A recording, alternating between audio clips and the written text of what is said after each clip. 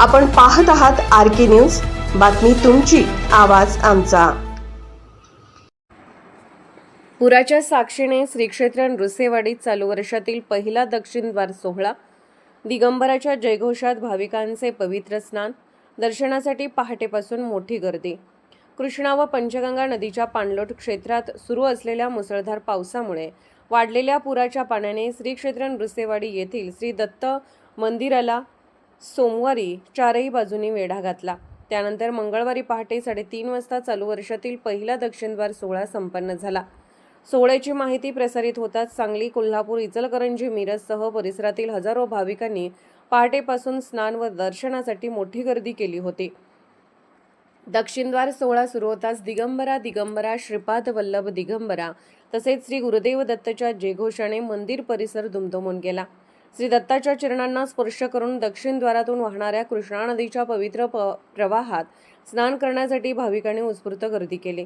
या स्नानाने पुण्यप्राप्ती होते अशी भाविकांची श्रद्धा आहे। भाविकांची वाढती संख्या लक्षात घेऊन श्री नृसिंह सरस्वती स्वामी दत्त देवस्थानने अतिरिक्त सुरक्षा रक्षकांची नियुक्ती केली आहे। पुराच्या पार्श्वभूमीवर श्रीची उत्सव मूर्ती दर्शनासाठी परमपूज्य श्री नारायण स्वामी मंदिरात ठेवण्यात आली असून काकड आरतीपासून शेजारतीपर्यंतचे सर्व नित्य धार्मिक कार्यक्रम तेथेच होत आहेत। दरम्यान नृसिंहवाडी औरवाडला जोडणारा जुना पूल पुराच्या पाण्याखाली गेला असून शिरोळ, राजापूर व तेरवाड येथील बंधारे यापूर्वीच पाण्याखाली गेले आहेत। त्यामुळे परिसरातील वाहतुकीवरही परिणाम झाला आहे। दत्त मंदिर पूर्वाभिमुख असून उत्तर दिशेने येणारा कृष्णा नदीचा प्रवाह श्री दत्ताच्या चरणांना स्पर्श करून दक्षिण द्वारातून बाहेर पडतो।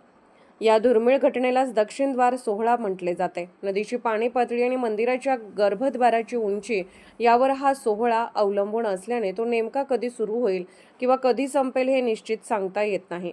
पाणी वाढताना आणि ओसरताना असा हा सोहळा वर्षातून दोनदा अनुभवायला मिळतो।